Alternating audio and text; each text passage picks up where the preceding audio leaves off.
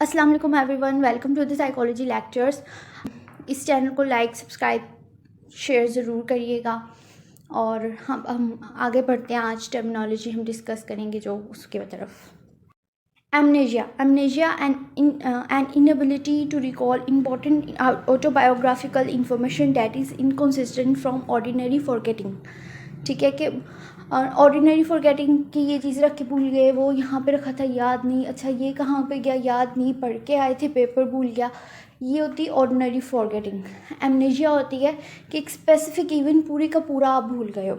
ठीक है, एक होती है डिसोसिएटिव एमनेजिया, एक होता है डिसोसिएटिव फुज। डिसोसिएटिव फूड्स होता है वो इंसान बिल्कुल ही सब कुछ भूल गया। और एमनेजिया होता है कि एक इंसान स्पेसिफिक पीरियड की, स्पेसिफिक ड्यूरेशन की, स्पेसिफिक इवेंट की और स्पेसिफिक पर्सन के बारे में हर चीज़ भूल गया, तो वो एमनेजिया होगा। ठीक है, recall important autobiographical information that is inconsistent with ordinary forgetting, कि वो ऑर्डिनरी फॉरगेटिंग के लिहाज से नहीं है। और फुज का क्या है वो भी मैंने आपको बता दिया। ओके, अल्लाह हाफिज़। लाइक शेयर कमेंट ज़रूर करिएगा।